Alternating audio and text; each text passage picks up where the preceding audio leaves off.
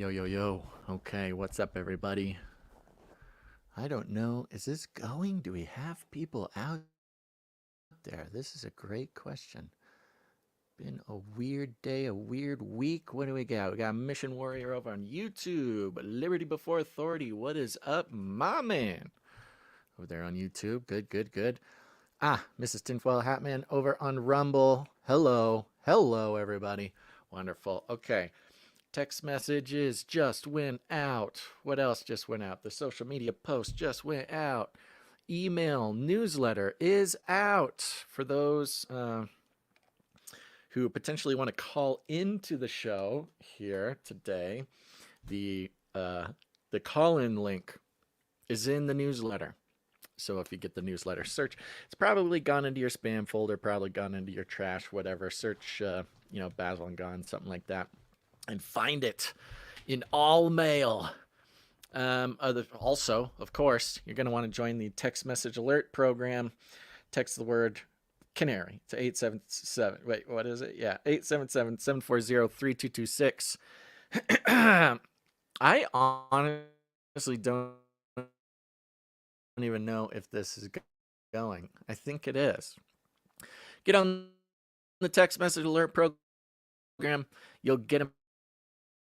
Here, 661 says, bunk up, Bunkaroos, with a UFO emoji and a star, a plane, something like that. All right, I think it's actually going. I think we're going. Oh, yeah, join the newsletter at canarycry.party. Join the text message alert program. There's all sorts of people out there getting texts from us. Again, remember, 877-740-3226.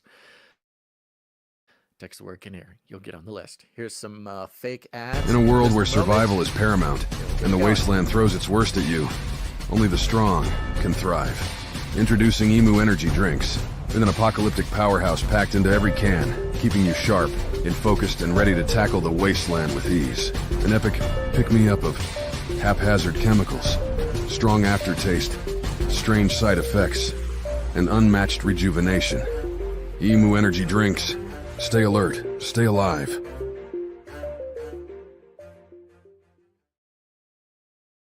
It's the Bunker. Basil's Bunker End Time Supply Subscription Service. Plan starting at just $17.76 a month. No hidden fees. Cancel anytime. 33-day money-back guarantee. Call now for a chance to win an attachable six-finger. Perfect for plausible deniability and AI generations and for your secret Nephilim handshakes. Call now. 1-877-740-3226. Basil's Bunker is solely operated by the Razzle Dazzle Ranch. CCR, CCNT, and the Shimura Estate are not responsible for any claims or guarantees. Call now.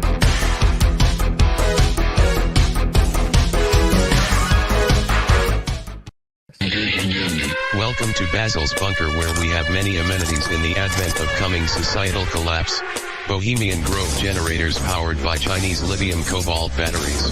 Anti-air defense systems rivaling the IDF Iron Dome. Endless end times food ration buckets. And recreational activities like emu wrangling or Monty pet training.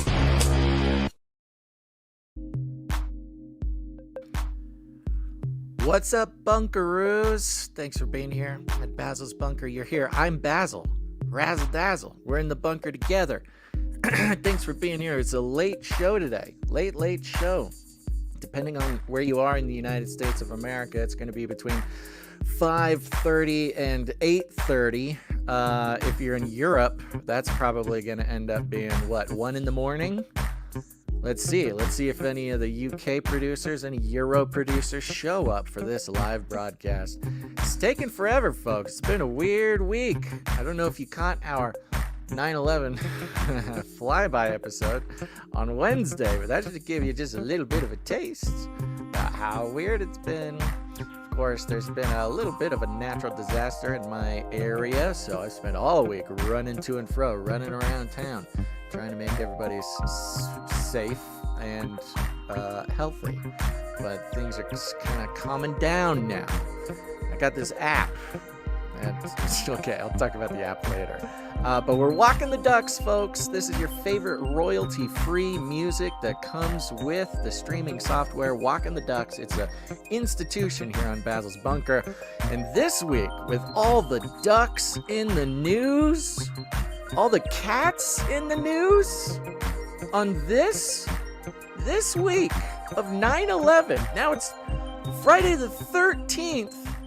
On the 13th episode of Basil's Bunker, how many strange things need to line up before we get whatever message we're supposed to be getting?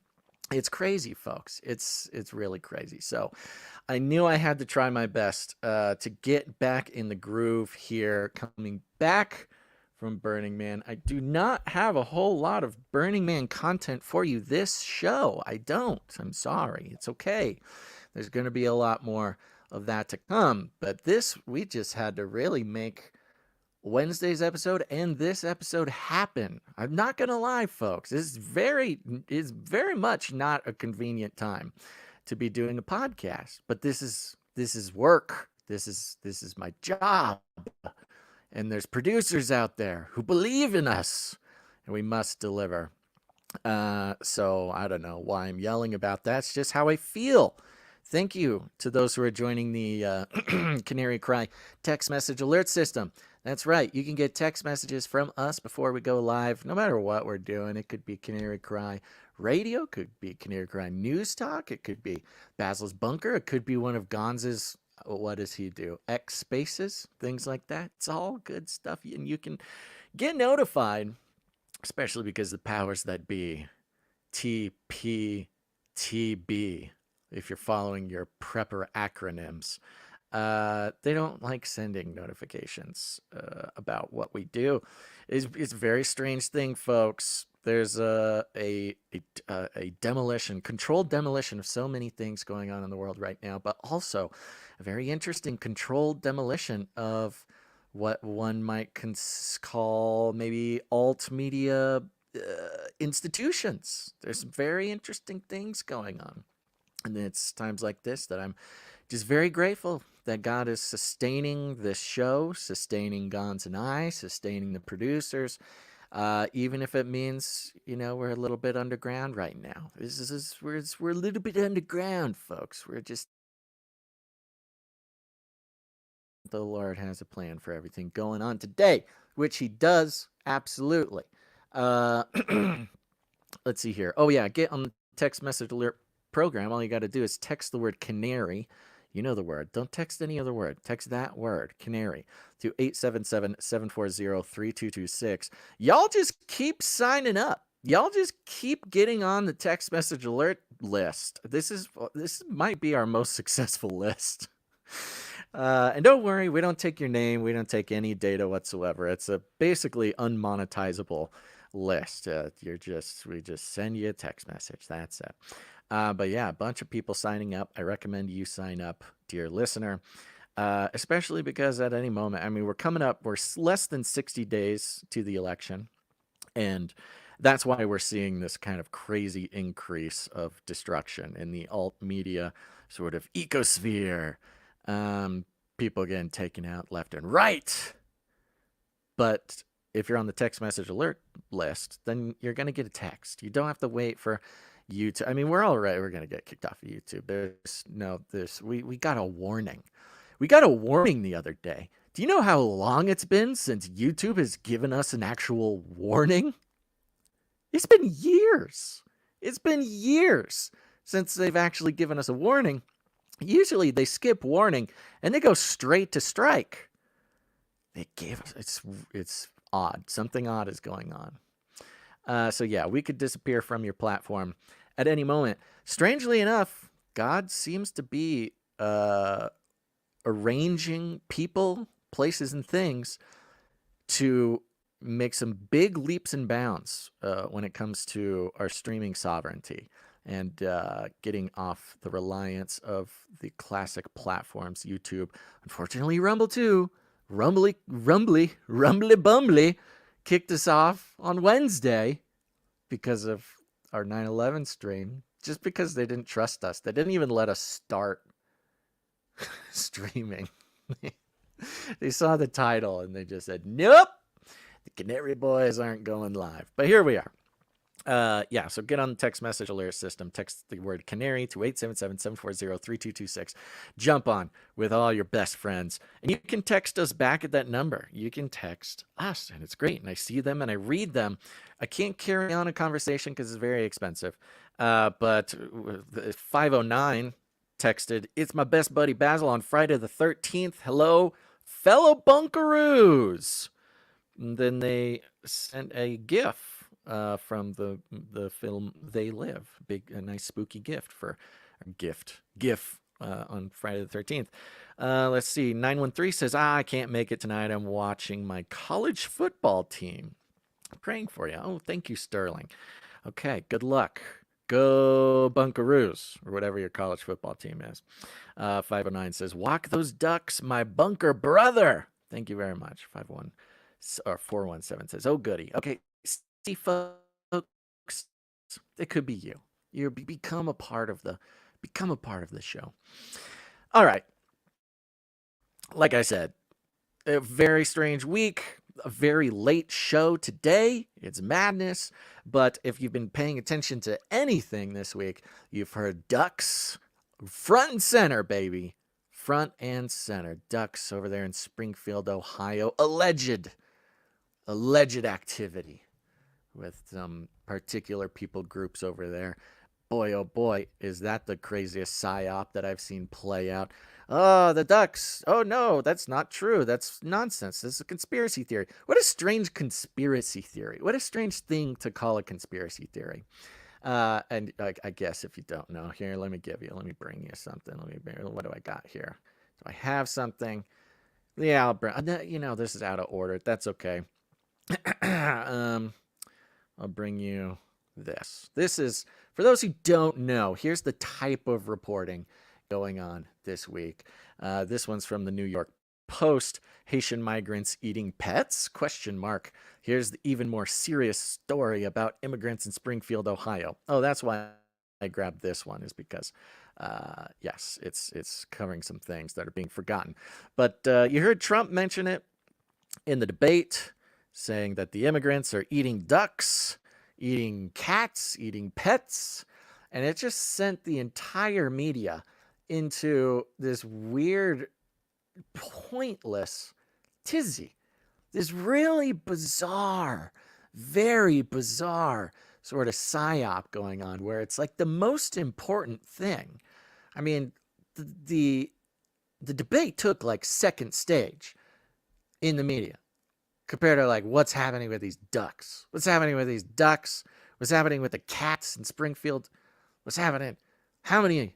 Who's doing it? Snopes. Snopes like invented a new category of fact check for it. I'll bring you that in a second. So, but first, what should I do? Let me show you some real estate here. We're going to go over, this is Basil's bunker after all. We are talking bunkers. We are talking prepping. Let me block Smithsonian mag from installing on my desktop. Why would anybody want that? Here we go. Just quick prepper real estate update for everybody. You can own a rare nuclear bunker built in England in the 1950s. A rare one, not your run-of-the-mill common nuclear bunker built in England in the 1950s.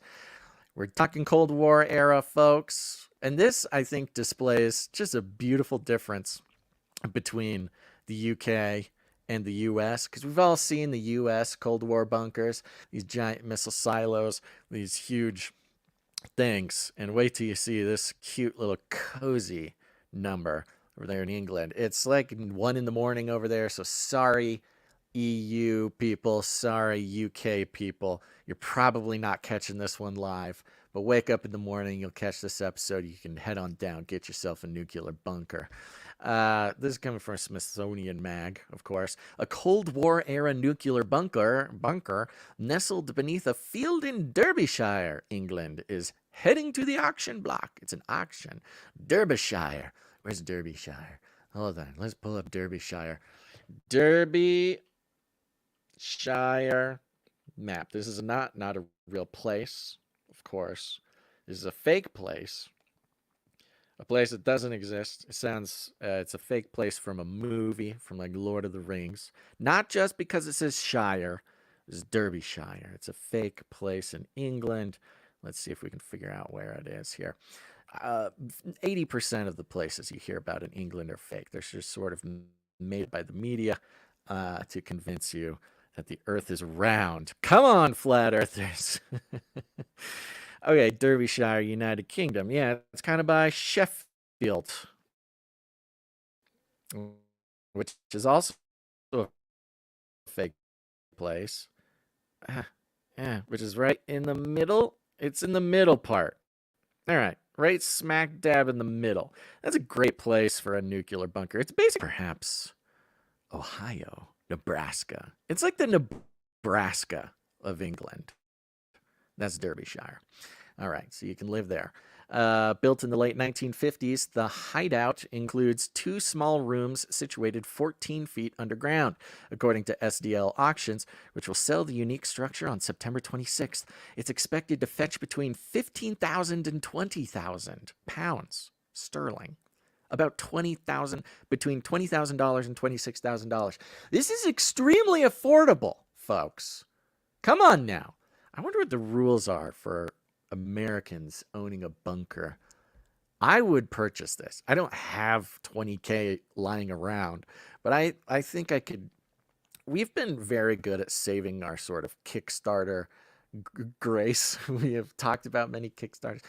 Should the bunker, we can do it together. The Bunkaroos can get together.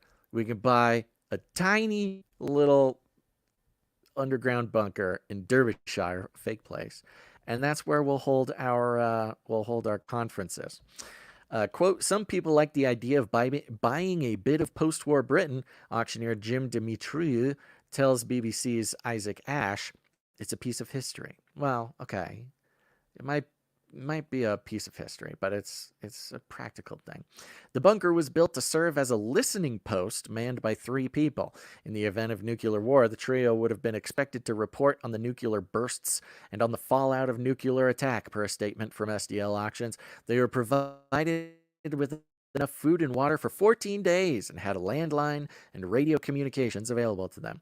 You can see the decor in this sucker. It's very, I don't know, it's very English.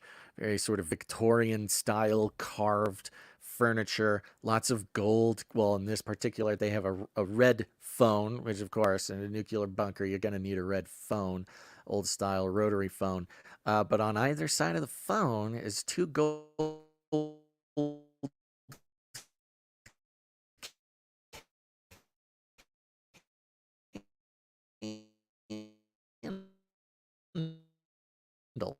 golden candles with some silk curtains. See, this is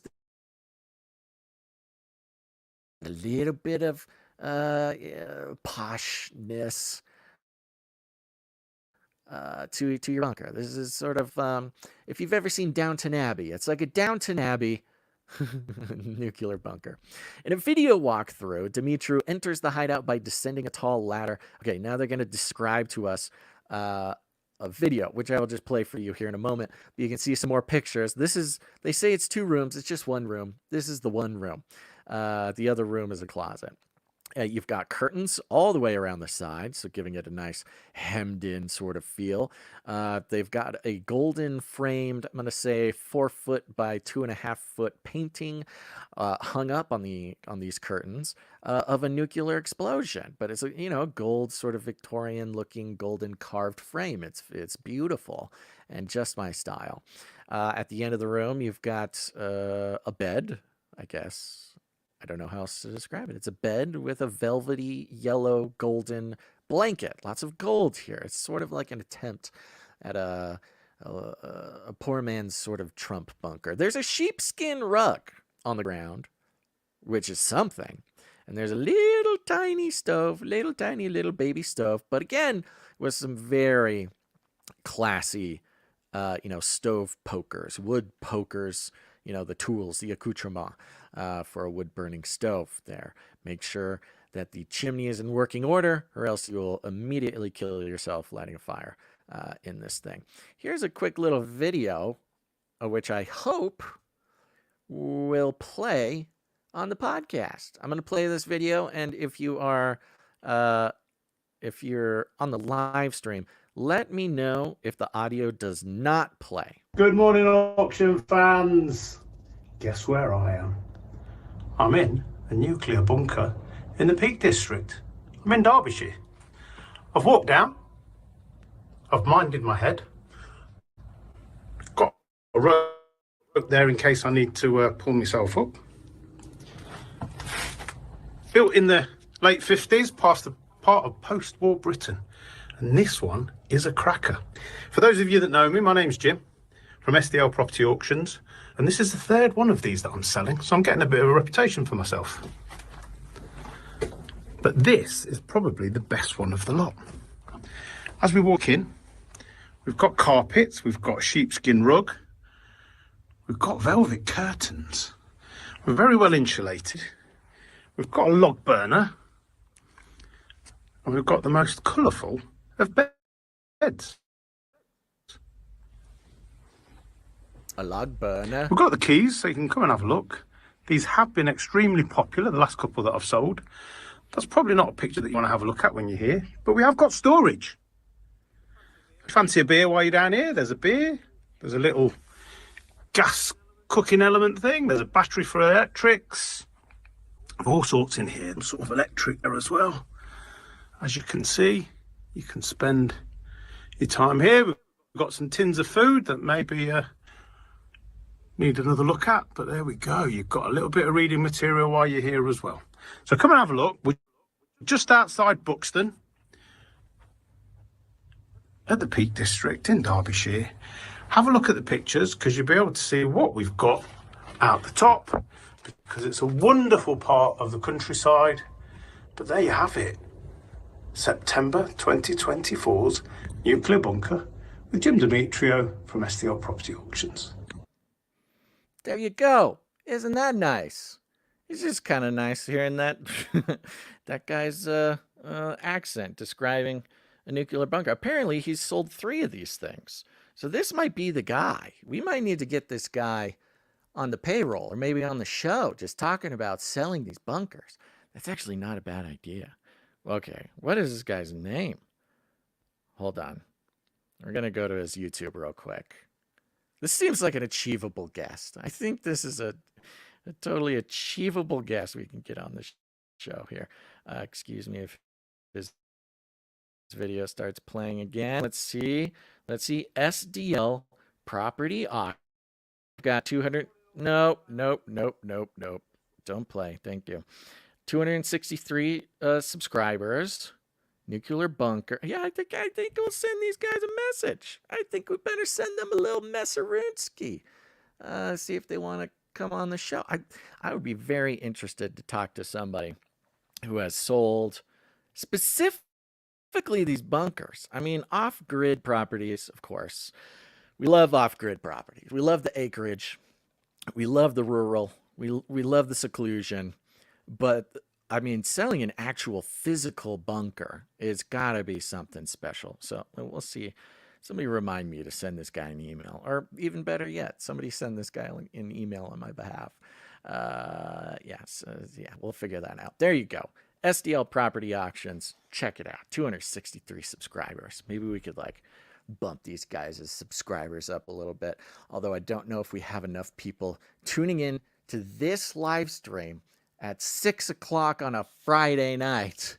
I don't know if we have enough people hanging out to make a significant difference for that company. So there you go. All right, Derbyshire. If we have any of our UK people who know anything about Derbyshire, let me know. I want to know if it's a real place. Just a quick comment. Gabby had a fun comment. Silk curtains. Silk curtains are a must in a hole in the ground. A woman's touch. Yes. This place definitely had a woman's touch. And that's something that I don't know uh, if it's appreciated enough. In fact, that's probably that's a good episode. Hold on. Let me make my notes. Let me get my notes out because I don't know those long timers. Um, we had a Ravel episode with a like a, just I don't even know how to describe her. Some sort of master interior designer. We had some very interesting conversations. I never. I never knew a conversation with an interior designer would be chock-a-block full with so much sort of mystery and spiritual depth and interesting things to talk about. Um, but it was really one of my favorite episodes. I forget what it is, but if any Ravel listeners out there can help me find that one, let me know. Because, interior design on the bunker is more important than I think anybody's really going to realize because you got to, that's your home. You're going to be there forever. I think with I mean, it depends on your price point, but most bunkers, you're seeing concrete walls, you're seeing concrete box, you're seeing metal furniture, metal tables, metal, you know, storage cabinets, things like this. Interior design um, in your bunker, I think, is exceedingly important and often forgotten. And that's what we're here to do, folks, is to think the thoughts and say the things that not everybody is thinking or saying. And it's all thanks to SDL Auctions bringing us this bunker with the silk curtains and the velvet sheets and the golden uh, carved Victorian accents. Thank you. Thank you for that. All right, back to business here. By the way, folks, we'll be doing some call-ins today. We're playing it real loosey-goosey today, which I know is becoming a pretty common refrain on this show. But it's just the fact of the matter. So I can see Liberty Before Authority. He gets the newsletter because he's in the waiting room. He clicked the button. The newsletter people are the first ones to get the call-in link when it's time for that. But I will now be posting it into the chat for anybody who wants to jump in the waiting room. It'll put you, just follow the instructions, go into the waiting room and just sit there until I decide it's time to talk. But here in a second, I'm going to give Liberty Before Authority a minute or two to assemble himself. And once I see that that's the case, that's what we're going to do. Yeah, okay, I see him. There he goes. I'm going to send out this link to everybody else. Boom, boom, boom. If you want to come on the show, chat for a couple minutes, click on that, follow the instructions, and then sit there and wait until I say so. But until then, we're going to take a call from Liberty Before Authority. Here we go. You know him. You love him, folks. He's got all the cute goats. He's got all the chickens. He's got so many important things to say about how to turn my property into a food forest. And taught us something about a swell, I think it was called last time. Okay, here he is. What's up? Liberty Before Authority, you're on the air, buddy. What's going on? Peace and blessings, brother. It's good to be here, man. There you go. Thanks for calling back in. What are you up to? Man, I just designed some swales this morning for somebody. I'm processing my cow next week. I'm on fire, bro. Oh, swale. Okay, I got it wrong. I called it a swell. You're right. Swale. You're processing a cow next week. A full cow. This seems like kind of a level. A cow and two pigs. Yes, sir. Have you processed a full cow before? I've got somebody who's taken me under his wing, so I've done it, but I've never, gone full hands on with it. And this time we get to do the cow, and then we have two pigs. So I'll do one of them. He'll do one of them. I'm excited, man. But that's great. It's an important skill. It's something we need to know, my brother. I'm gonna be abrupt about it. All right, Basil, here we go, bro. Do you carry a tourniquet? Oh, yeah. I mean, I have one I have trauma kit in the truck, trauma kit strapped to the tractor, trauma kit in the house. They all do have Excellent. tourniquets. And you know how to use it. You know, I watched a video. Have not have not opened it and done it. Are you gonna give us a lesson? You're halfway there, my brother. You're halfway there. I'm not going to do the whole run through. You can go to Bear Independent's website. He's got the full medical thing. He goes one through whatever and tells you everything about it. But I would recommend, if you're not carrying this type of stuff in your car, have it and get trained on it, because if you have an arterial bleed, it can take 90 seconds max and you bleed out. So you could watch somebody bleed out in front of you, or you could save their life. No big deal. But now that I put that pressure on you, Bear Independent, my man, keep a tourniquet. I got one on the trap, one on the skid steer. I keep one on me when I have the chainsaw. It's just it's something. And the dangerous thing we do statistically is drive a car. So let's be realistic with it and carry the tourniquet, bro. All right. You make a good point. A speed tourniquet seems to be an important skill. Not just you open the first aid kit, you pull it out, you got to read the little instructions, you hope you do it right, but it's 90 seconds. If that's all you got, you don't before want to somebody improvise. Turns into a ghost. Yeah. That I know you have a like belt. You shouldn't have to use your belt. Don't improvise. You should have it staged properly too. He'll show you how to do all that. There's a Stop the Bleed class I took from him. It was incredible, and now I've taught it to my Homestead group. One, see one, do one, teach one. And so I brought it back to the Homestead group, but this should be staged where you can quickly, bust it out, do your thing, bang, left arm. So we'll just play with each other and be like, oh, bang, right arm. Put that sucker on there, right? It's important you do this right. You got a windlass? I wasn't going to do a whole demonstration, but it's already on my arm, so it is what it is. Doing it. You want to turn it one turn past the bad words. You're going to want to say the bad words one turn past that. People have no hand, and they're complaining about how tight the tourniquet is. Take it off. It's saving your life. So after you've got it past the bad words, you lock it in, right? You take this little tail, you tuck it over it. If you're really cool, you wrap it up so it doesn't get, when you move off the X, it doesn't get tangled. But you have a time stamp here. Go straight across, write the time on it. And there's you really need to take the class, but this is literally the crash course of I'm not a medical professional, but they'll learn this stuff. It's very simple. You can't hurt somebody with a tourniquet. You can actually put them on and go and train and do cool guy stuff. Some people literally put a tourniquet on their leg and go shoot. So it's not going to hurt you unless you have heart issues. So so keep that in mind. If you've got that could be consult your doctor. Could be a little straining. So what's the deal with the timestamp? What's the deal with the timestamp on it? So you write down. You want to know how long the tourniquet has been on, and after you've gotten this on, don't mess with it. You never take tourniquets off. You get to an elevated level of care. You get to somebody who knows what they're doing. But this right here can save someone's life. If it's your extremity, it's important, man.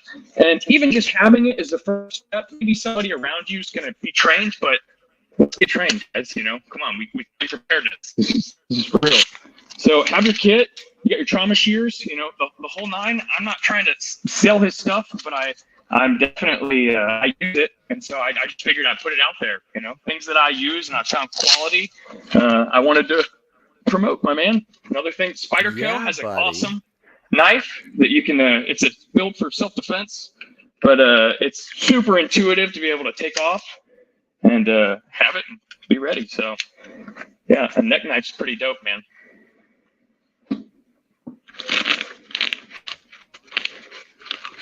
All right, bro, are you gonna bear with me for some books? Yeah, I'm bearing. Okay, keep it going, bro. Let's go. We're learning.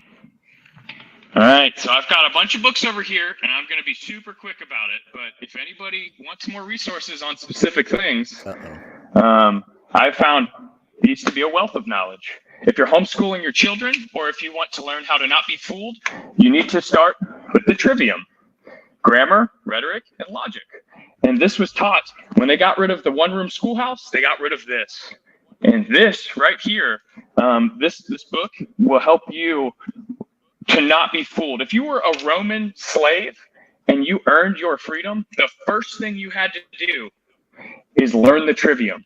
That was literally the first thing. A slave was not allowed to know the trivium. It was completely against the law. But as soon as you were a Roman citizen, you had to learn this because you couldn't have the wool pulled over your eyes. So start with the trivium. Really? Homeschooling with your kids. That's a good starter. If you're all right, let's do a little bit of prepper what stuff. kind of stuff is in the trivium? Go ahead. What kind of stuff is in the trivium? Because trivium, it sounds like trivial, but I'm assuming it's not trivial stuff. It's the classical liberal arts, and it's grammar, logic, and rhetoric. And it's basically all of the different logical fallacies. It'll break it down to where a child can understand these things.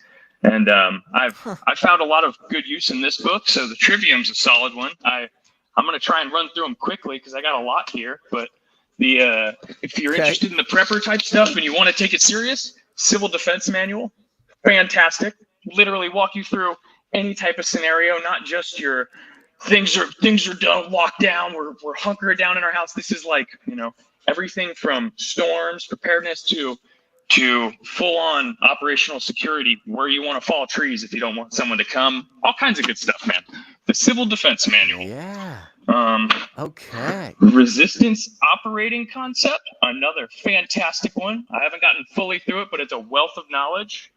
I'm gonna keep on rolling because there's a lot. If you're interested in learning more about plant guilds and how they grow well together and what guilds work best, the cover, total new age garbage, but that's just the cover. Everything in this is awesome. It doesn't have any of that. It's called Gaia's Garden, and I don't get down with any of that stuff, but I do get down with permaculture.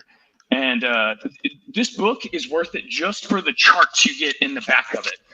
Alone for the charts, you can go through here and you've got all types of shrubs, small trees. It tells you what's a hardy zone. It tells you how much light, its edible use. It's all right, I'll give you an example. All right, rosemary, that's an insect. It's used to attract good insects. I guess that's not a great example. There's some that have plenty of different ways to feed insects, habitat, chickens, forage. So all of these different plants, it's just pages and pages of what grows well together, and you can kind of customize it. But there's a good blueprint. You start with a fruit tree, go out a little bit. You don't just plant rows of fruit trees. You plant a nitrogen fixer. You familiar with those? Nope. Nitrogen fixers, they're great because they grow fast. Yep. You cut them after a year or two, and the roots die back, and it releases nitrogen, and it feeds your fruit trees. So you can do all kinds of cool nitrogen. It's basically a boost without fertilizer and without using all the garbage. Yeah. So nitrogen fixer, apple pear, nitrogen fixer, apple pear. Do it in a row going down. There's all kinds. I don't know exactly where you are, but within regions, there's all kinds of good nitrogen fixers, no matter where you are. So this book is a gold mine. Right, read through it. I read through this like 3 times, and I still am getting good stuff. But mainly, I come back to reference what goes well in an herb layer, small tree layer, because there's 5 layers to a forest, right? You've got your canopy, you've got your understory, you've got your vine layer, which would be crawling up.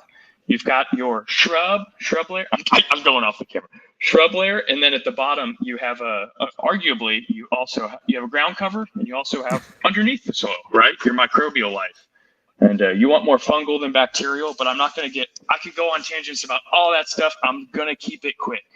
I value your time, and this book is a great start if you want to, get going with anything growing wise. I highly recommend Gaia's Garden. Name is garbage, but it's fantastic contents. The Most Dangerous Superstition. Fantastic book. That's all I got. The Most Dangerous Superstition is your belief in government. I'll leave it at that. Snatched from the Flames. Oh, that's good. Nathan Reynolds. Epic. Just epic. If somebody had to go through this type of traumatic stuff, I've been on kind of a binge lately of listening to trauma-based mind control stories and people that are survivors. And if they had to go through it, the least we can do, we're not so privileged that we can't just listen and hear what happened, right? I think that's ridiculous. And I get that people shut off. I totally understand that. But these people need to be heard. And if they had to bear it and go through it, I should at least be able to hear it and listen to it. Yeah, buddy. So, starting with Nathan Reynolds, and then, if you go on his channel, he talks with other survivors, incredible stuff. Let's see. Okay, if you're homeschooling, start with Dumbing Us Down. John Taylor Gatto. Fantastic. And Weapons of Mass Instruction. I'll leave it there. They're quick books, guys. It's not a huge deal. If Johnny Cerrucci, anyone? Oh yeah. Secret there's History. Johnny Cerrucci, fantastic. And classics. Behold a Pale Horse. Okay, I'm just gonna go Of quickly. course. You got lots of other stuff. The Suppressed History of American Banking. It's fantastic. Yeah. What else we got? I'm sure you know about the Fourth Turning. Gotta get the fourth turning. Yes. Okay, yeah, no, absolutely. We're there, my man.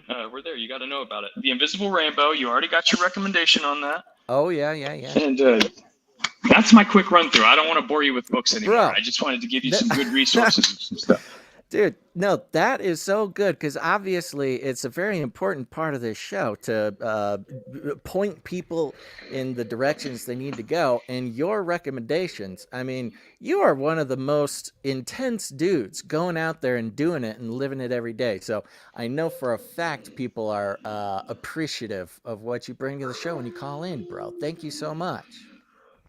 Good, man. Yeah, live dangerously, my brother. We got to be intense. That's just a part of it. We gotta get you gotta call in after you process your cow because that is like next level. That's like boss level processing stuff. So I'm sure that's It's a lot of be work, man. It's a whole day. I was gonna say it's gonna be a long and messy day, but I want to hear about it. Yeah, and if you take it, there's an honest butcher. It's kind of like an honest mechanic. You don't really have many of them. I found a really good guy, and he's helping me. That's right. Doing hands on, teach me and stuff. But for the most part, you're getting certain cuts. They won't even offer different cuts within the meat. It's disappointing, but doing it hands on, being there, and just getting involved because meat food on the hook is a fantastic way to put, to have that food security, It's and there's if you're foraging, I found this just incredibly useful. I'm clearing pasture right now. I'm familiar with civil pasture. Say that again. Civil pasture. Civil pasture. It's a mix. It's a mix of land that you would graze on and trees that can provide shade or forage. And if you cut specific types of trees, you don't have to go through and clear everything. I used to do this, and I would spend all my time clearing. Now I would go through and I would cut my oak trees. I would cut poplar trees, and I would cut them down either at the base or about 4 feet up, because then it just produces a bunch of little suckers, little shoots. It's saying, I want to live, I want to grow, and I'm going to let it grow, and then I'm going to cut it all back, and I'm going to hang it up and wait, and that's going to be tree hay for my animals. The Romans knew about this. Yes, sir. The Romans knew about this because they didn't have beautiful pastures to graze, so they were coppicing and pollarding trees at certain levels to have more shoots and put hay back for winter. So interesting. So interesting. Dude, Liberty Before Authority, thank you so much for calling in, man. I know people are going to value some of your tips, and that tourniquet thing, that's everybody's homework. Get your tourniquet game on lock. And good luck with the cow, dude. Seriously, I want you to call in after you do the cow. You got to tell us all about it. Spider cow. Spider cow. That's the Spyderco knife hanging around. I like the necklace part of it. That seems really handy. All right, buddy. It's super discreet. All right, brother. This was a pleasure, man. I always look forward to calling in, and I hope I wasn't ranting too long, man. You have a great night. No, dude. It was efficient. It was beautiful. Thank you for that. God bless you, and can't wait to talk to you next time. All right, my brother. Just leave you with that. ATF is what it is. Peace out. Thank you, buddy. My goodness, what an interesting dude. This dude is doing it, folks. Some people, they'll send me a message and they'll be like, man, sounds like you're living the dream. You're off the grid, you're doing the thing, and I'm here just barely holding on. But Liberty Before Authority, that dude is a wealth of not only knowledge but experience. I cannot wait to hear about processing that cow. Also, what a great audio list of book recommendations. So there you go, folks. You have no excuse. You got the recommendations from Liberty Before Authority himself. Can't wait to talk to that guy again. Thank you very much, buddy. My goodness. Update here. So the yes, the Ravel episode. Somebody sent it in. I gotta find it again. The Ravel episode. If you want to be just kind of blown away by the interesting conversation that can happen with a professional expert interior designer, you're gonna want to check out Ravel. Is another show that I did a couple years ago. Great show, on hiatus right now, but it's there for everybody. Just search Ravel on your podcast player. There was another podcast that explicitly stole the name from our show, Ravel. If you listen to the show, you can get all the detective work on that. But Ravel, search my name too with Basil Rosewater, and you can find the right Ravel. Somebody posted the episode. Now I can't find it. Why can't I find it? I think it was 122 Go 2. Oh, it was 122 Go 2 on Twitch posted it. Okay, here you go, folks. Go search for Ravel episode. Yes, Artist on Creating Spaces with Margaret Daniel. That's from March 23rd, 2022. Artist on Creating Spaces with Margaret Daniel. We did a whole series on art and artists, and my goodness, that one blew me away. And very important stuff to know when decorating your bunker for the apocalypse. Okay, just keep that in mind. You're gonna have to live there. Either that or you go wander around. But if you're stuck there, if the bombs are going off, you got at least a few months. You're gonna have to stare at a concrete wall. Okay. All right. Let me just check around here. Okay. Let's talk about this duck thing real quick. I see we got MSDS in the waiting room for a call. MSDS, you will be next on the air. But a few minutes before we do that here, I wanted to show you guys something very interesting. Back to the ducks and the cats and the things like this stuff going on the internet. There's a few, of course, the conversations going on in the mainstream is this is fake, it's a conspiracy theory, which I think calling it a conspiracy theory is sort of the funniest and wildest thing to call it, because it's not a conspiracy theory.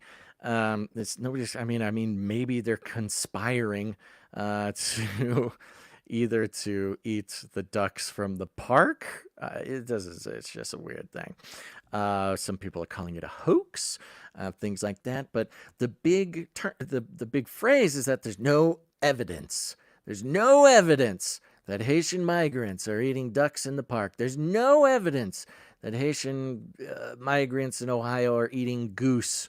There's no evidence that they're eating pets. It's this no evidence thing that we really saw deployed during the COVID times, where this phrase no evidence doesn't really mean what they think it means or what they want it to mean.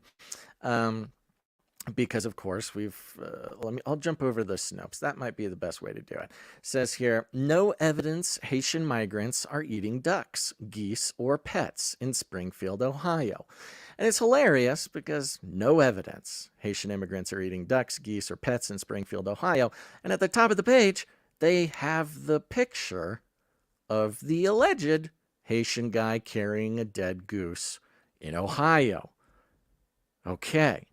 And this image is courtesy of the city of Springfield, Ohio, on Reddit. Okay, I guess it's the Reddit post. Yes, okay, we'll get to that in a second. The claim is in August 2024, Haitian migrants were killing and eating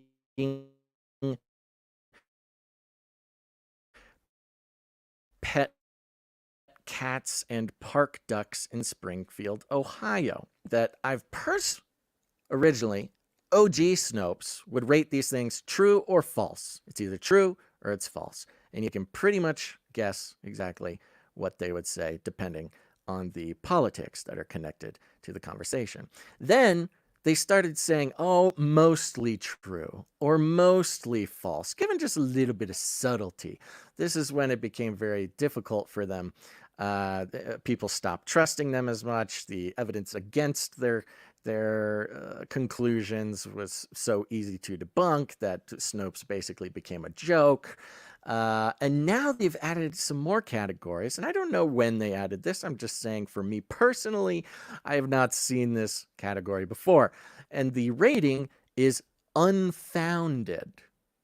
So they're not claiming it's true. They're not claiming it's false. They're saying it's unfounded, meaning they don't see a foundation. But still, not a true-false statement. It says, in early September 2024, a series of claims about Haitian immigrants in Springfield, Ohio went viral. Most significant amongst these claims were the assertions that a Haitian immigrant had eaten someone's pet cat, and that others had been seen eating swans and ducks in the public parks. Because it's Snopes, it's really important to pay attention to the details, because that is how they come to their conclusions. Is they will say, no migrants were eating swans. That's totally false and unfounded. Well, I haven't heard anybody claim they were eating swans. I heard them claiming they were eating goose, but Snopes, that's the first time I've ever heard about swans. So anyway, it may be here nor there, may not be here nor there in sort of a colloquial conversation, but when you're Snopes, you got to pay attention to these things, because we know that that's how the media is working. In a September 8th, 2024 post on X, GOP vice presidential candidate J.D. Vance repeated the allegation. Very interesting. They're starting out with J.D. Vance repeating the allegation, and they have not even presented the original source of the allegation. Well, I'll just give it to you right here. The original, the first time that this was ever posted on the internet was on the Reddit thread for Columbus, Ohio. Now, this is something Snopes will love to point out, is that no, the man with the goose was in Columbus, while these other claims are in Springfield. And you know what I should have done was brought up this map to show you just how close Springfield to Columbus, Ohio is. But let's see here. Let's see if I can pull it up real quick. How close is Columbus to Springfield? Oh man, Ohio. I gotta admit, Ohio, I have absolutely no reference for the size or shape of your state. Here it is. Springfield to Columbus. Here, I guess I'll share this tab for those who are viewing. I'm zooming out so I can get a good picture of the whole state. Okay, that's way too far out. Okay, so there's Columbus. Right there. Go like this. Directions. Springfield. I'll do Columbus. So, for those who don't know, over the past 3 or 4 years, and Snopes does get into this, over the past 3 or 4 years, Haitian migrants specifically have been immigrating to Springfield, Ohio at an enormous rate. Springfield original population is 50,000 people, about in 2020, 2021. In 2024, 20,000 Haitian migrants have now taken up residence in Springfield, Ohio. That's 20,000 people added to a city of 50,000, meaning let's call it a 40% increase in a couple of years. 40% increase in a small town in a couple of years. This has caused a ton of problems, put a lot of strain on the city, a lot of strain on the citizens of this, on the resources that the city has.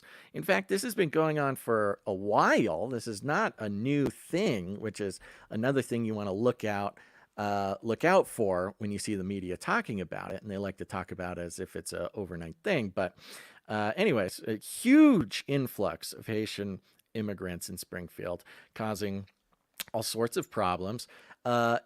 In addition, as this is happening, you have citizens of Springfield, Ohio, getting up at public meetings and making their voices heard. Here, you can see this. Springfield is 51 minutes by car from Columbus, Ohio. Okay?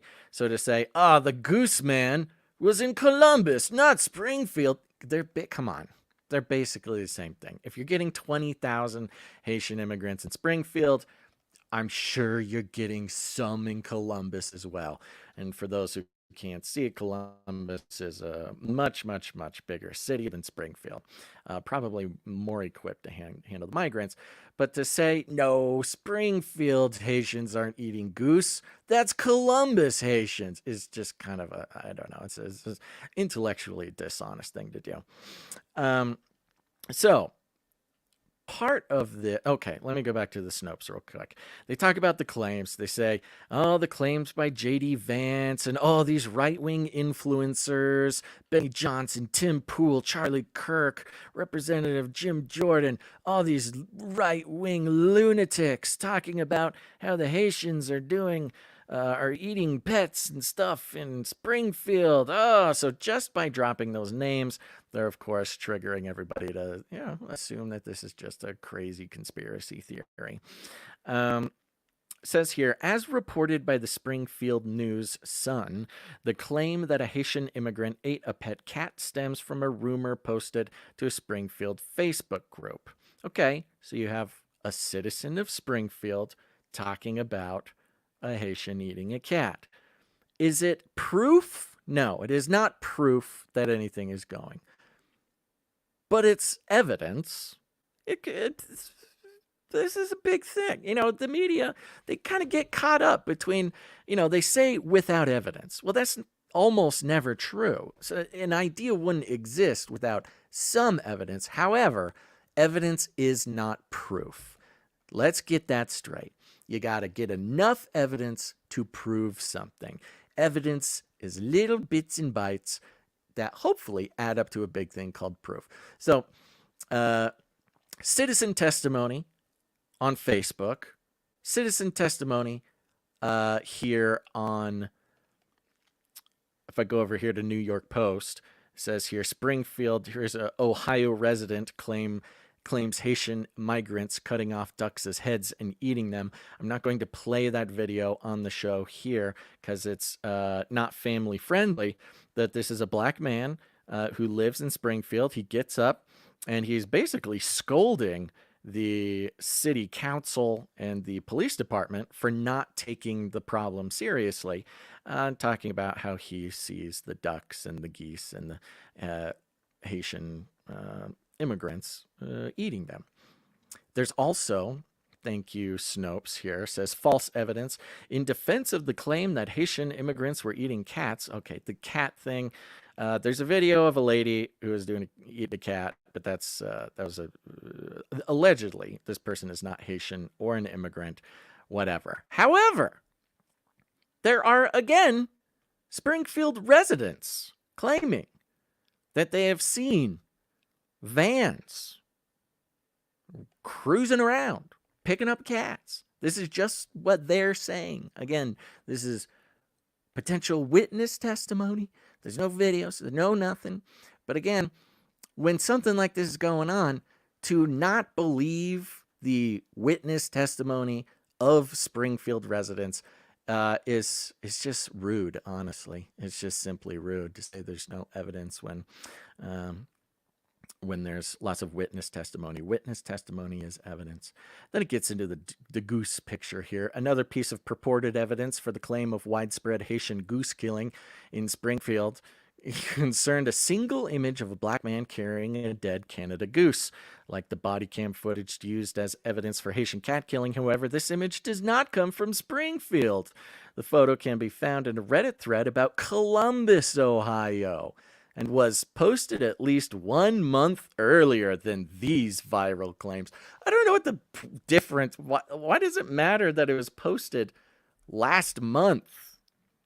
That doesn't make any sense. They're like, oh, it was posted from a city an hour away 1 month ago, so therefore unfounded. Further purported evidence comes from far-right or conspiracy influencers providing on-the-ground, in quotes, coverage from Springfield, or from videos of local city council meetings in which alleged residents are seen complaining about the Haitian population. As far as eating animals is concerned, these videos all depict people repeating secondhand information and are not independent corroboration of these viral claims. Again, sure, maybe it's not independent corroboration. Maybe it's not proof, but it is evidence. Witness testimony is evidence. And of course, they say down here at the bottom line, there is no evidence outside of second and third hand social media gossip to support. That's not true either. It's not just social media gossip, but okay. There's also a police call. I did pull up the police call here. Let me get it. Where is it? Here it is. Here's the County Communications. Yes, ma'am. I got a question. This is a non-emergency line, correct? Oops.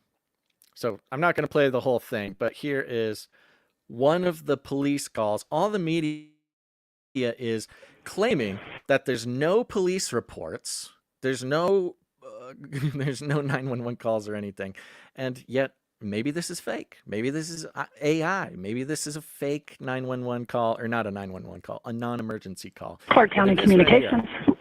Yes, ma'am. I got a question. This is a non-emergency line, correct? Yes, it is. Okay. I'm sitting here. I'm to my orientation for my job today, and I see a group of Haitian people. There was about 4 of them. They all had geese in their hand. They got away. I couldn't make out the first 3 of the license plate, but I got the numbers. The last numbers was 9898, and it was a gray Toyota Tacoma they took off on. The women, I couldn't tell the age because I'm in a hurry going to this orientation, so I don't be late. What direction? They went up towards the middle of downtown. Okay, and what path are you on? Right now, hold on just a second. I'm coming to the intersection of. Give me a second here. It says Water and Warder Street. Water and Warder. Is that the area Yes, you saw them? Yes. It was about 2 minutes back behind me. I was trying to get my phone out and trying. Okay, you get the point. There are police calls. There's police reports. I mean, I could pull up the police report I was looking at, but this is all very boring, and I'm not necessarily trying to prove that this is happening. But the point is the ducks. The ducks are the point. The ducks have always been the point. We're supposed to be making friends with these ducks. We're supposed to be supporting them, giving them our bread, becoming a part of the family of ducks. Ducks can be our little buddies, our soldiers. When society collapses, the ducks are who we will need. We cannot betray our duck friends. But we have always talked about how the ducks will be our most important asset once society collapses. My question to you is, do the Haitians know something that we don't? Perhaps this is the sign. This is the signal. Society is collapsing. Perhaps it's already collapsed. Maybe what we look around and see around us and we think of society continuing on, maybe that's just an illusion. Maybe the end is not near, but the end is here. The ducks are almost like a canary in the coal mine.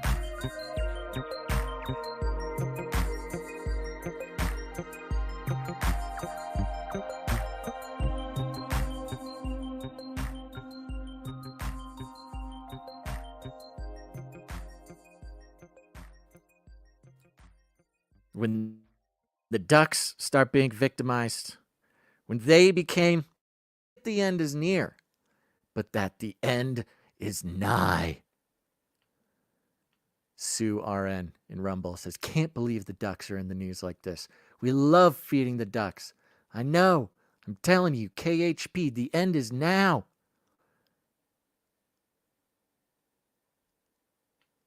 Who's this? By request only once is talking to Trans Squatch. Says geese need to be protected because there are not a lot of them. And so, folks, I thought it'd be important because, of course, our job here, our job at Canary Cry, is to spot these trends before they happen. And Canary Cry, folks, you have always been ahead of the curve. You have always known what's going on before it happens. And it happens in these weird little ways. This is how God does it with us, guys. We've seen this over and over and over. This is how God does his work through whatever the heck we're doing with this show and our other shows. It's these weird little obsessions that start off as jokes in the show, and then they become the most important things in the world. The Flippy Update. The other ones. The Nephilim Update. This happens over and over and over and over. The occult school, the occult magic, the experts in occult coming on the news. These types of calls. And we never know. We never know which ones are going to... We don't. So the duck thing was not even a call. That was not a prediction. That was just culture. That was just the culture of the show developing naturally. Or my own strange obsession with ducks because of this royalty-free music that I found on this stream thing. The ducks. I think it's very important that we recognize. I think, personally, that the way this show has played out, the obsession with the ducks, and now this Haitian duck-eating crash of society. Folks, that is not an insignificant amount of immigrants moving into Springfield. I'm not even saying that... I think this is where a lot of the conversation gets lost about this duck thing, too. Because as usual, it feels like the left is implying that the right, or whatever, if you could apply left and right to this weird news story about people eating ducks at the park, like the fact that that's politicized, the fact of, yes, they are eating ducks, or no, they are not eating ducks, means you're some sort of liberal freedom fighter or a Trump crazy domestic terrorist person. Like the fact that whatever side you take on the duck issue signals your place on the political spectrum is absolute madness. That's why here, Bunkaroos, we're not political. We're just calling them how we seize them. We know the ducks are very important to surviving the collapse of society for many reasons. But maybe the Haitians over there in Springfield know something that we don't. I mean, if any society would be on the decline, or perhaps experiencing the collapse currently, it would be a community that had 40% of they had 40% population growth in 3 years from a place that shares absolutely zero cultural ties or cultural overlap. I think we are seeing the signal. I think we're going to start seeing this duck thing pop up in the news in different places. Keep an eye out. Wherever ducks are in danger, society is actively collapsing. Thank you for the dings. Ding, ding, ding, says Night of the Hungry Panda. Appreciate that. So, we're going to take this very seriously. And in honor of our fallen duck friends in Ohio, in order to remain diligent in our preparing for the collapse of society, in order to honor the message that the ducks are sending us, and to be proactive in preparing not just our body, but our spirit as well, for when society inevitably collapses and we are left to our own preparations, our own devices. We say many times where the best prepping you can do is prepping your skills, prepping your mind, prepping your heart, prepping your hands, preparing your skills for what will keep you alive. We're going to go ahead and jump over here to WikiHow. And today on the show, we're going to learn how to catch a duck. That's right, folks. Nowhere else are you going to hear both a discussion about the future sort of of the collapse of society, and get a WikiHow article on how to catch your own ducks. Soon is going to be, there's going to be a period in society where it's whoever can catch the duck is going to survive. It's either you catch the duck or they catch the duck. You better be friends with these ducks right now. You better be feeding them and teaching them where your house is and how to communicate to you when the raiders are coming. But you also got to know how to catch them, because if you don't catch them, somebody else is going to catch them. WikiHow, how to catch a duck. Ducks can be caught to relocate or for study in a humane way. That's what we're all about here. We just want to study them. We're just trying to study or relocate these ducks in a humane way. Sometimes we want to relocate to study how to eat them or whatever. I don't know. I'm not the one catching the ducks. You're the weirdos listening to a podcast about how to catch a duck. Ducks can be caught to relocate or for study in a humane way. During certain points in a duck's life cycle, such as after mating, ducks are flightless and much easier to catch. It's good to know.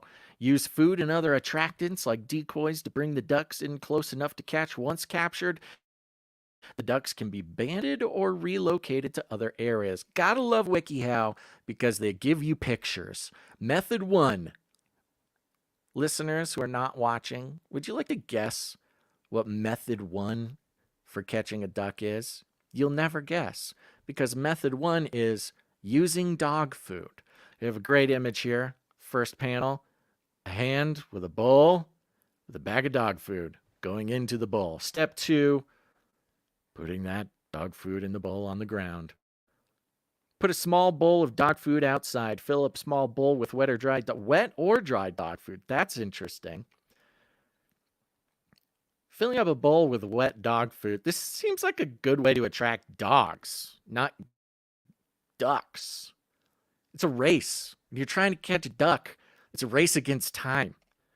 Will the duck make it first, or will a dog come and mess up your duck catching trap? Or is the dog food to attract the dog, who then catches the duck? If the duck is injured, it's best to use wet dog food so the duck will get some water and avoid dehydration. That's very nice. You can also put a bowl of water for duck to get rehydrated.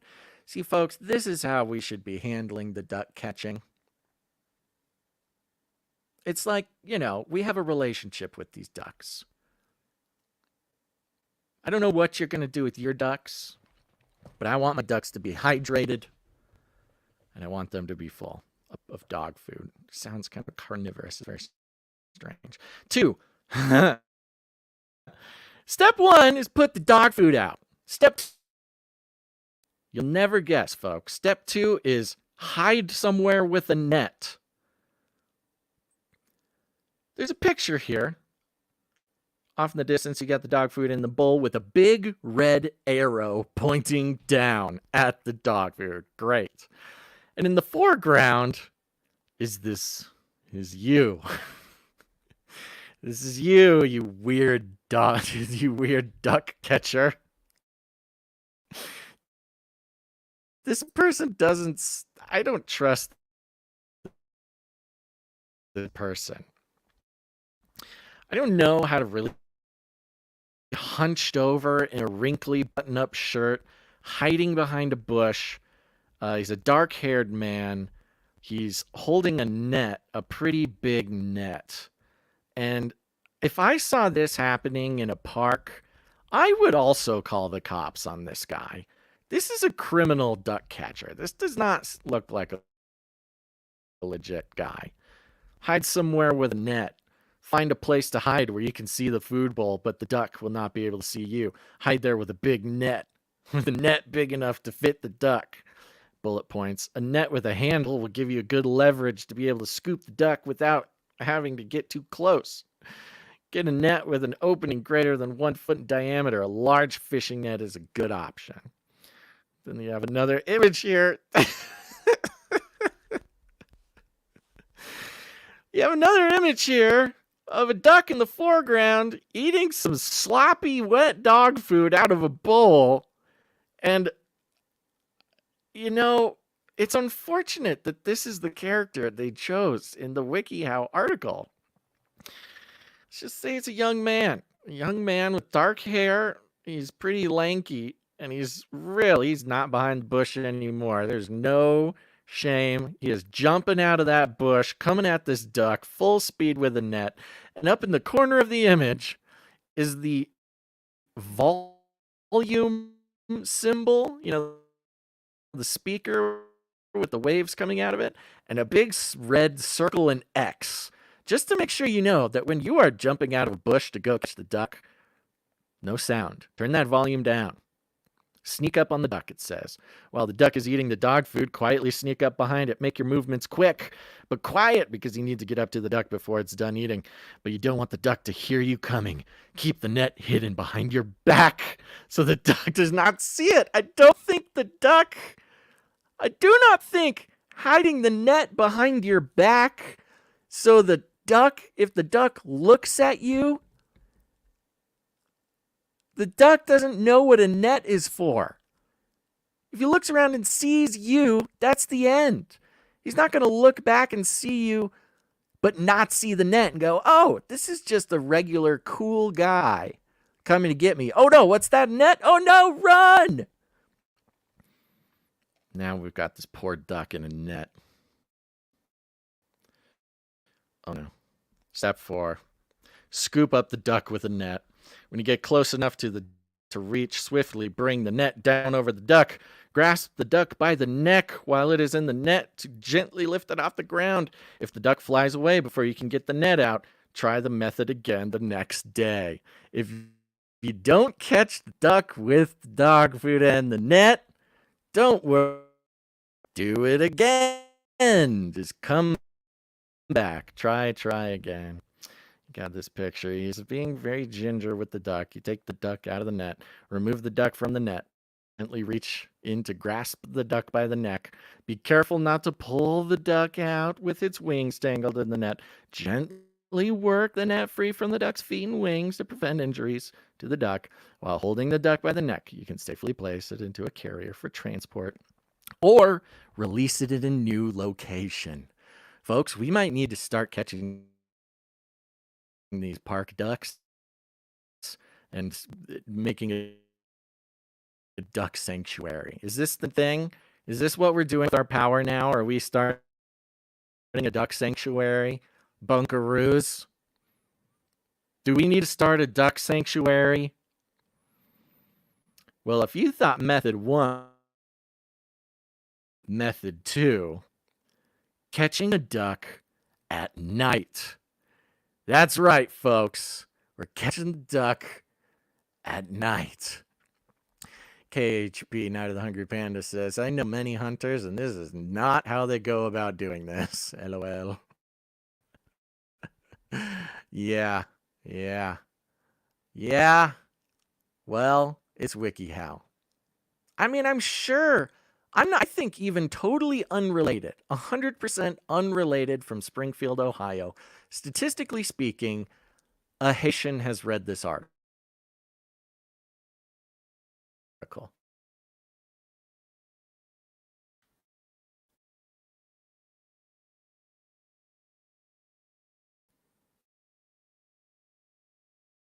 That is not, I'm not saying anything against Haitians. I'm saying it's the internet. Anybody around the,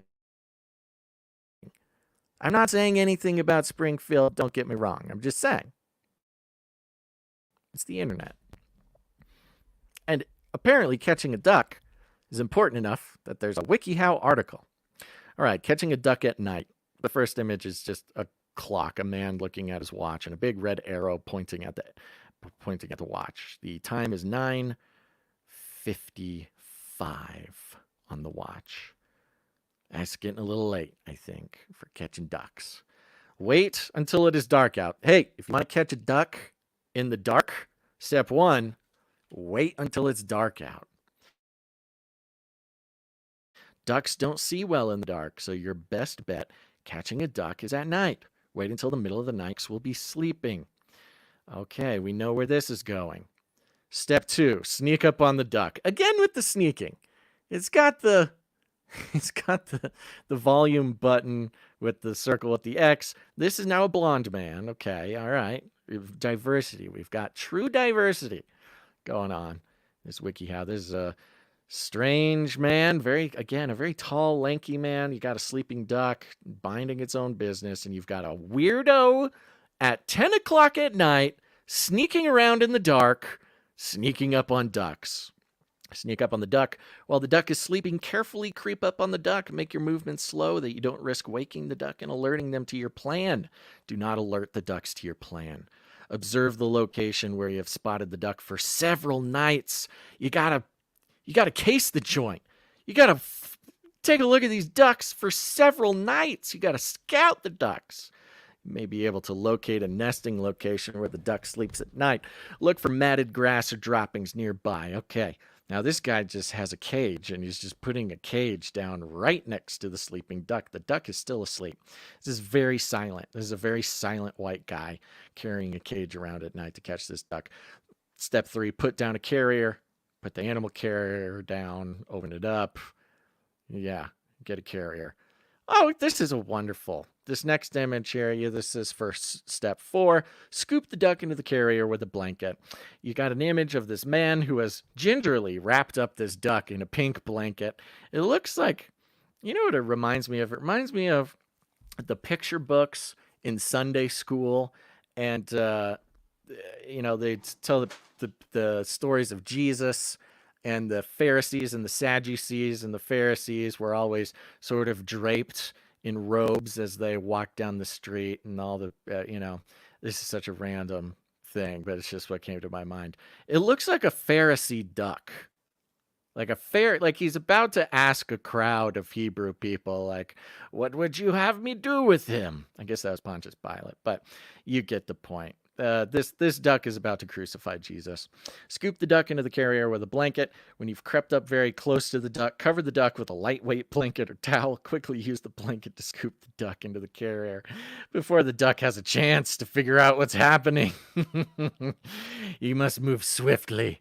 This duck won't even know what happened to him. Close the carrier's door. Step 5, I do like this. Step 5, release the duck in the new location. Okay? Release the duck. Step 3 is trapping the duck. I'm not going to walk you through. You can get a trap, make a duck trap. Yep, make a duck trap, trap the duck. Again, remove the ducks from the bag. Apparently, this has a very angry duck being pulled from a bag. But again, releasing it into its new location. First question in the community Q&A for WikiHow. First question, why would someone want to trap a duck? Good question. Really good question. Why would someone want to trap a duck? Ellie Field says there are many reasons someone may wish to trap a duck. That's a good answer, Ellie. It's a really good answer. If somebody's asking you why would someone want to trap a duck, a good answer is there are many reasons. I don't know. Ask a Haitian. I'm not just a Haitian. Other people catch ducks too. Ask a Chinese person. Ask a California guy. Ask a Canadian. Ask anyone. You can also ask Haitians. I'm sure that they could be helpful. But you could also ask someone from New York. I'm not trying to point out any particular person. You get what I'm saying. I don't know why I'm so sensitive about I don't know why you're so sensitive about this. Yeah, you could ask a Haitian how to trap a duck or why somebody would want to. But you could also ask anyone from Ohio. Honestly, hunting ducks usually does not involve trapping them, though. If the duck is injured or sick, it may need to be caught for medical treatment. That's what I'm saying. I'm sure that's what the Haitians are saying, too. The duck just needed medical treatment. Next question. How do I tame 7-week-old mallards after I've released them in a pond? After? How do you tame them after you've released them in a pond? Generally, you should start taming them from day one. Just sit down next to them for 15 minutes a day and they will trust you. Another thing is to walk away from the ducks and drop food behind you on the way. This is probably another good way to catch a duck. Maybe the Haitians are just making friends with the duck. We are total fans of making friends with the ducks. Okay, the last question was, if I see a baby duck laying down by itself, not moving and without its mom, do I pick it up? The answer is yes, because then you can help the baby duck survive. There's all sorts of reasons why you would want to catch a duck. I don't know why y'all are so sensitive about this question. It's good to know how to catch a duck. This is good to be prepared in the case of the collapse of society, as is obviously happening. I will say this. You can rate these WikiHow articles. This How to Catch a Duck WikiHow is rated 3.5 stars, maybe 3 3/4 stars, 73%. Somebody named Duck Fiend made a comment and says, wow, I cannot believe how much this article helped me. I was wanting to have ducks, and then I randomly stumbled across this article. I taught myself how to catch ducks with your help, and now I have a beautiful baby ducks. I love them. They have success stories for these articles. Duck Fiend. I don't know if I would trust someone named Duck Fiend with baby ducks. But Monique Mickelson says, it was fantastic. Ever since I was young, I wanted a duck. A lot of people want these ducks. It helped me for writing a story. Lewis, in 2018, when commenting on this article, said, it helped me for writing a story. So somewhere out there, there's a novel. There's a novel where somebody catches a duck, probably using dog food. And you can thank this WikiHow article for bringing that information. Oh, you can download PDFs. All right. I'm going to download this PDF. Oh, I got to pay for it. Got to be a member of WikiHow to download this PDF. This might be a good resource. Okay. There you go, folks. Catch the ducks before somebody else does. Relocate them. We got to save the ducks. It's a very important thing to do. But seriously, once again, I think this duck story is a signifier to our progress down the road of societal collapse. I see a lot of chat. There's a lot of chat A lot of chat about the ducks. I'm really happy to see this. Lots of talk about the ducks. All right. Well, we got another caller. Let's see here. We got MSDS waiting in the chat, waiting in the waiting room. Thank you for your patience there, MSDS. Wow. We really get through this very important content on how to get the ducks. Just going to give you a few minutes here to prepare yourself before we bring you on stage. I think we'll pretty much just have time for MSDS on the call here. And then we'll take out. I'm not going to lie, guys. I was not expecting to go this long on the show today. But thank you for casually hanging out with me here while we at least put on record that once again, the strange little obsessions that come through in our work together, I mean our work, because y'all are producers. Oh, I'm freezing my computer. Yeah, this was going to happen.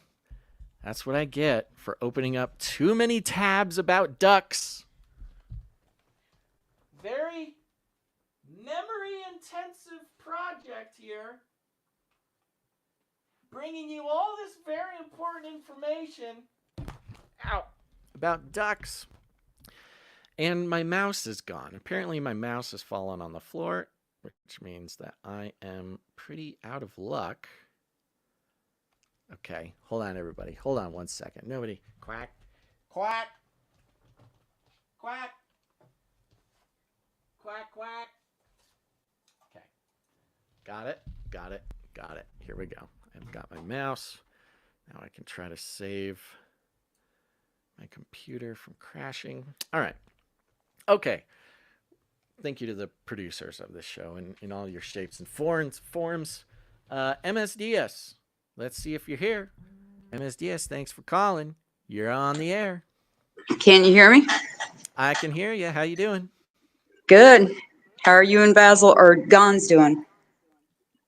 You know, we're hanging in there. Like I've mentioned several times, and like viewers or listeners of Wednesday's show, this has been an absolutely insane week. But you know, it's been an insane year. So we are holding on for our dear lives. How are you doing? I'm okay. I'm at work. I can't have the camera on because of where I work, but I can chat or talk to you for a minute or two. Cool. Cool. Do you work in a deep underground military base? Close enough. Close enough. Yeah, I got that vibe. Well, MSDS, you've been a producer and a listener for quite some time. You've been a regular person in the live streams and stuff. I don't know if I could put a time frame on it, but it feels like you've always been there. So it's nice to get a chance to talk to you. Well, I've been with you since episode 1. How's that? No way. Wow, that's yes very way. impressive. Oh my goodness, we got an old timer, folks. We're glad to have. So you've seen how these weird things like little obsessions like ducks inevitably and by God's grace somehow become important facets of trying to figure out what's going on in this world. You guys know I love you both because you're my brothers in the Lord, but you guys keep me in stitches. And when you guys are having issues where you can't schedule, doesn't sync or whatever, I just go back and listen to the old episodes, and then I just end up falling off the chair, cracking up. Oh, well, God bless you. That's a great attitude to have, and thank you very much for giving us that grace. Well, I could be both y'all's mom, so that kind of ages me right there, but I want you both to know that first, Jesus loves you. You're in his arms. Oh, he's never going to leave you or forsake you. Don't you ever forget it, because then I'll have to come and duct tape you both to a tree somewhere if you do. And 2, I love you. My whole family loves you. Oh, yeah, and I plug Canary News Cry by wearing my T-shirts, and a lot of people promised that they would start plugging in. Hey, there you go. So, yes, the T-shirts. You know, I don't know if I've told this story once on the air before. First of all, thank you so much for wearing the T-shirts. That means a lot. It's really interesting thing to think about. It kind of trips me out once in a while thinking that there's people walking around in the world wearing those t-shirts. Some of them Well, have sure, like yeah. some version of my face on it or something. But my mother, see, this is what really, folks, this is what really, this is like, you're looking for that feeling. Sometimes you don't know what the feeling is, but we all know we're searching for something. And when my mom saw somebody wearing the shirt in like a UPS office somewhere around the country out of Right. nowhere, that's when your mom's like, "Oh, I saw some people wearing your shirt." That's like, "Ah, I finally made it. I finally made it." When my mom can see somebody wearing a t, so I encourage everybody to wear those t-shirts as often as possible, because who knows, my mom might see you, and then all of my strange life decisions will make more sense to her, and that'll be great. Well, She's my very she's son, very actually, I supportive. have to keep them hid from both my boys because they both want them. I'm like, sorry, you go produce and start, and then maybe you can get on it. So Yeah, gotta get them on Kroger's, the t-shirt Walmart, council. every place that people ask about it. The last confat was in the medical office. So actually, the girls took pictures of it so they wouldn't forget. Go check it out.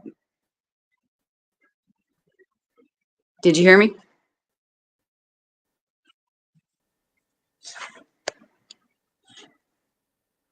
In the Hello? medical office. Sorry, we had a Yeah. little. Yeah, sorry, we had a little bit of a lag there. I think it's catching up.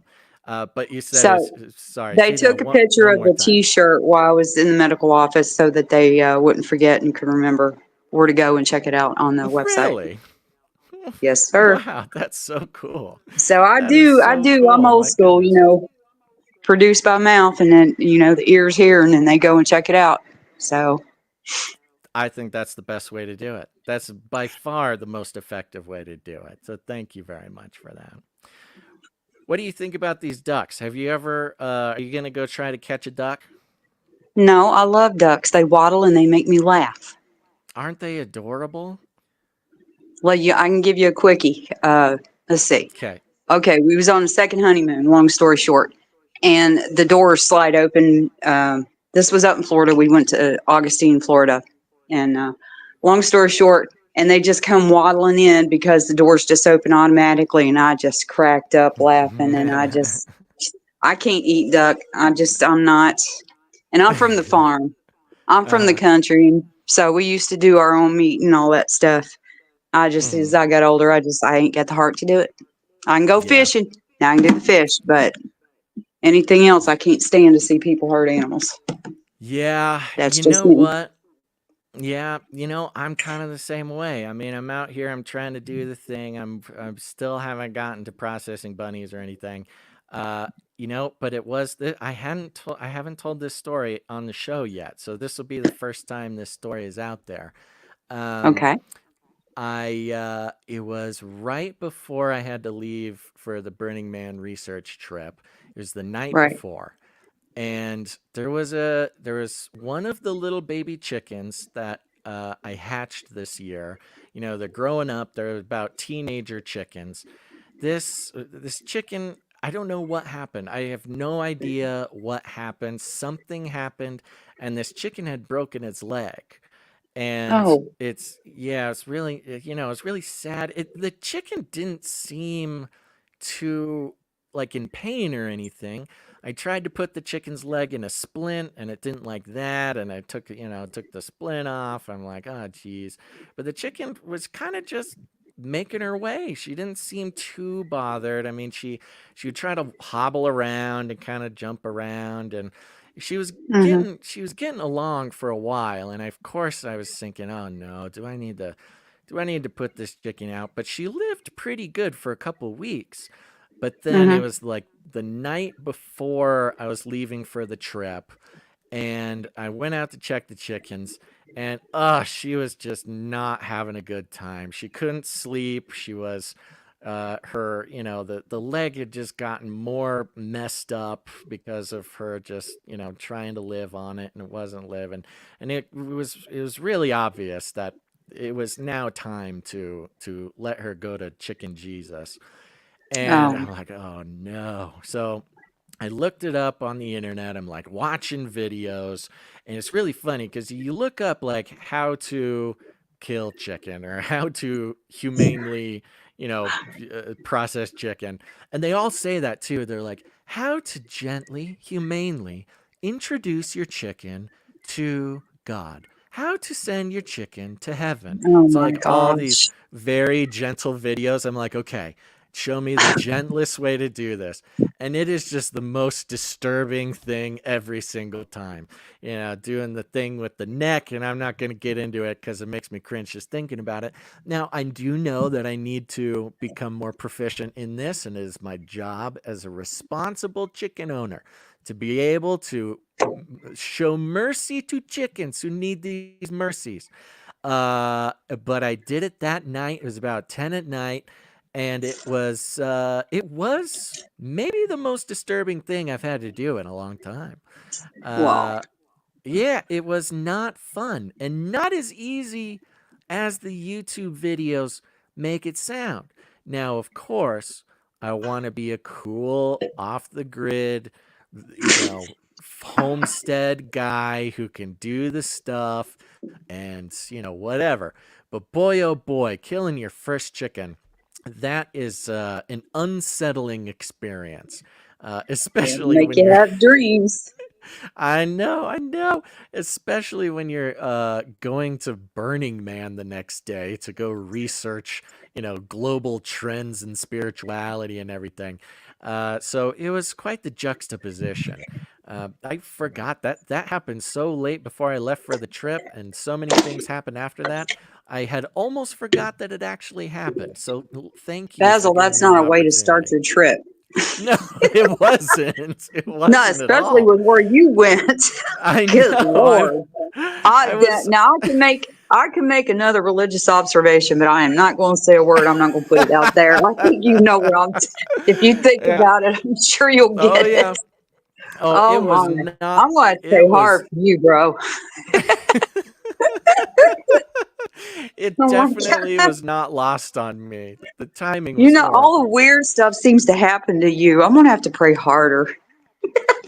Right? Okay, thank you for saying that out loud because I was starting to think that it was just me. But yeah, this year especially has been its own just I don't this the simulation is falling apart, or revelation is coming, Jesus is on his way. Something is going on because things just get weirder and weirder every day. I'm sorry. Well, I tell you what, here's one for you. The Lord's already got the new code written because at the second coming, all right, the new line of code's going to be inserted and everything's going to be much better. How's that? Amen. Amen. And the new version of the code, the software update that Jesus brings, hopefully, either it will not require me to mercy kill chickens, or maybe they'll have like a button or something on the side that just does it easily, and No, you it's don't have it's to all feel you inscripted don't have in to in the feel it. word. Yeah, It's amen, all amen, amen. unscripted. Yeah. Well, thank you so much for calling. You are a delight, MSDS. I really appreciate you calling in. Was there anything else you wanted to chat about? Uh, well, actually, I'm going to What's up? another state. I'm not going to say where well, we're having a Uh girls' day weekend out, so yeah. Ooh, maybe on the next call, save that for have something to chat about with you about it. that sounds So, great. That sounds wonderful. well, when you talk to Until Gons, tell him I love him, and I'm keeping I, everybody in prayer. I will for sure tell him. Thank you so much for calling in, MSDS. I hope you call in again. You're a fun lady. I'm glad we got to chat. Well, I try to every now and then, but I usually am at work when you have the shows through the week. I mean, I try to if I get done with what everything I got to do, etc. Ain't gonna go into it all, but Yeah. and I'm away from ears, prying ears and eyeballs, so so it worked out Oh tonight. yeah. It's a good Yeah, way to there's end the. always the risk. You still there? Oops. Hello? There we go. Sorry, the lag got me Okay. again. I Let me gotta talk to let me Rob. I gotta talk to my internet guy. it does get bad sometimes, so I just kind of, just pray over it and just kind of wait it out. But let me pray over you and the Gons and the Canarians, if you don't mind. Yes, please. You there? Can you hear me? Yes. Can you hear me? Can you hear me now? Oh no. I can hear you. Hello? Can you hear me? Yeah, I can hear you. Can you hear Oh me now? no. Oh, she can't hear me. There we go. Gon. Basil, you Yes, there? I can hear you. Go ahead and Okay, let me pray over you real quick. okay. You there? Are you there? Yes. I'm here. Okay. Oh, this Father, lag I is so come to you bad. in the name of Jesus, and I pray Psalms 91, and I plead the blood of Jesus over Basil, Gons, their family and friends, and all Canarians out there. Thank you, Father God. We give you the praise and the glory for meeting all our provisions, your grace and mercy new each day. I plead the blood of Jesus over everyone for Isaiah 53 for complete and total healing in all areas of their lives, and for everyone to remember Ephesians 6 to put on the full armor of God. Keep your angels about us, Father God, lest we cast our foot against a stone, swords draw, quick to defend. In the name of Jesus, thank you, Father, and all the glory to you in the name of Jesus. Amen. Amen. Amen and amen. Thank you so much, MSDS. I really appreciate it. God bless, and I will definitely let Gons know you called. And can't wait to talk to you again. All right. You have a good one, hon. You too. Bye-bye. Folks, I have got to call Rob. Rob, for those who don't know, is my internet guy. I do not have an internet company. I mean, I'm sure he has a company, but yeah, no AT&T, no Spectrum, no Starlink. My internet is provided to me by a man whose cell phone number I have, and he's been doing pretty good, keeping me on the air for a few years out here. But recently, it's been a little brutal. Been a little brutal on the lag, and I don't know if it's just me. I'm assuming the majority of it is my fault and therefore extends to Rob. I'm going to send Rob a little text message.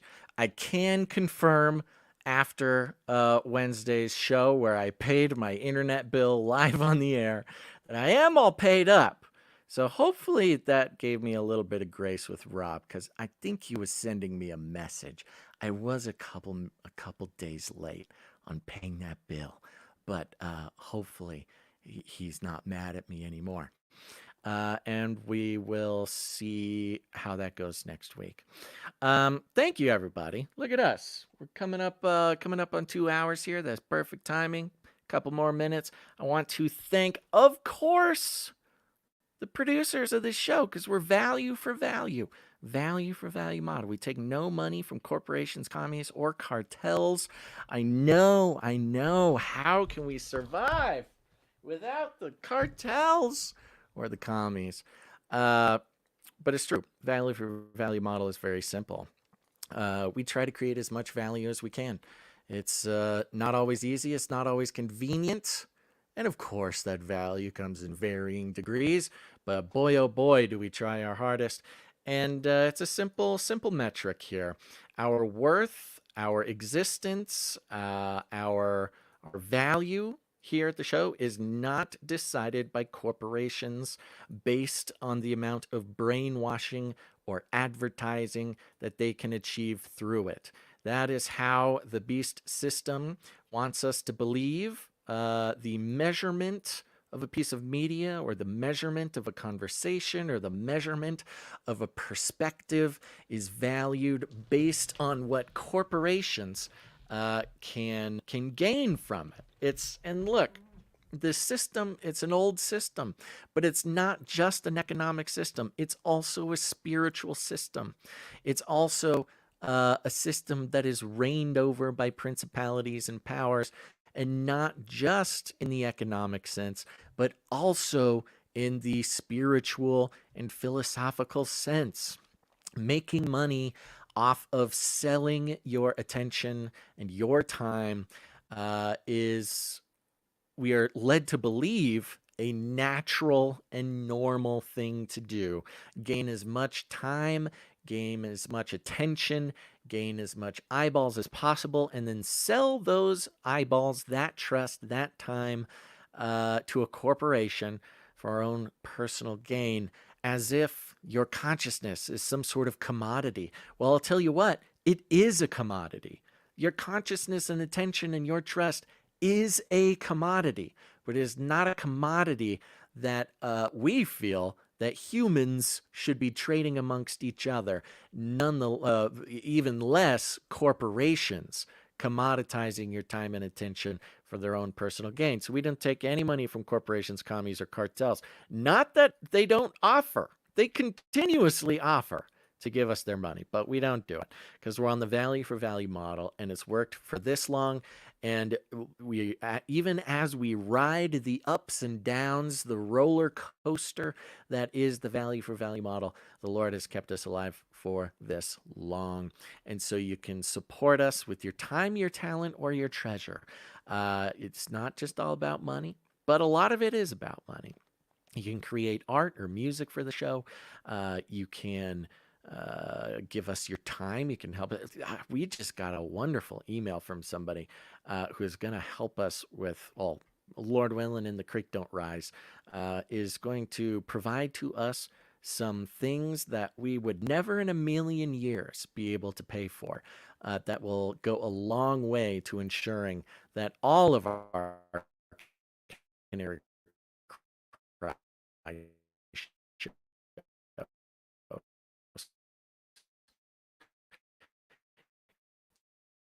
can survive long into the future, regardless to your life.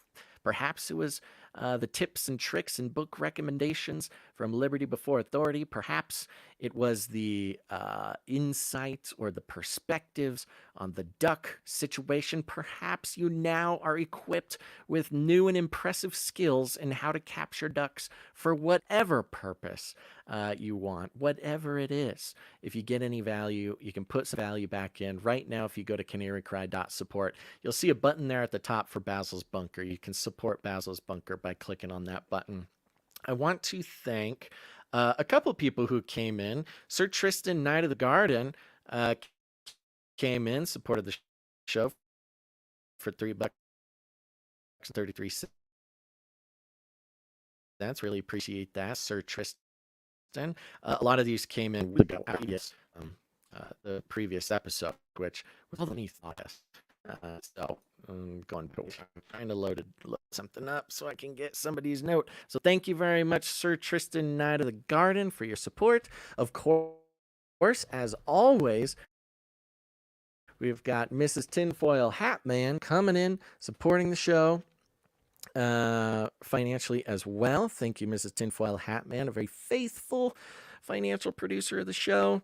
Now, we also had a producer named Atom Hart, Atom, A-T-O-M Hart, and I'm trying to figure out what that producership amount was, because apparently I didn't see it important to write it down, which I don't know why. I'm sure I'm just rushing through this, trying to get the thing going today.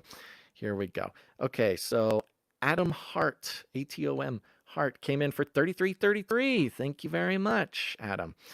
Basil, I really love your bunker talks. I rarely get to listen live, usually listen via podcast. Hopefully you can post more of them online. Enjoy Burning Man and stay safe. Thank you very much, Adam Hart. Yes, yeah, with the Basil's Bunkers, with the weird schedule we've had this summer, apparently, unbeknownst to me, not all of them were getting posted on the RSS feed. So we will continue to get those And you know, I'm thinking, I mean, we're 13 episodes in now. I should probably boot up my own RSS feed for the show so it can live separately. But man, I've just gone through that process so many times with various different shows. And it's just so much more to manage. But you know, I mean, that's just what you got to do if we're going to keep taking things seriously. So maybe we'll do that here in the coming weeks. Thank you to everybody who shows up live to hang out. It's a nice, cozy group today because we got started so late. It's literally almost bedtime. So I'm going to go off and do that. But of course, before we go, there's one thing we always got to remember to do. And that is no matter what's going on, no matter how hard things get, no matter what's going on in the news, no matter what stage of destruction our civilization is experiencing, you gotta remember to feed the ducks. Aren't you getting it yet? You gotta feed the ducks. It's the name of this entirely free, royalty-free, default music that just comes with the streaming software. And it's a masterpiece. If it's not the best tune you've ever heard, I'd call you a liar.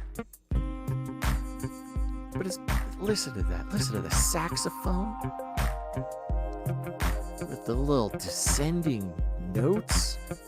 Just imagine yourself. You're out by the ducks, at the pond, at the park, feeding them that old rye bread that you got for free from the bakery down the street. You're making friends with these ducks. You love them. And they love you. And when society collapses, you're just going to have each other. So you hold those ducks tight. You keep them safe. If you need to catch the ducks, that's okay, but only if you need to relocate them for safety purposes or if they need some health care. At least while society is still alive. When society collapses, those ducks will be your friends in many different ways. So stay tuned. Keep an eye out for the ducks, folks. Thank you very much for being here. And keep on bunking, Bunkaroos.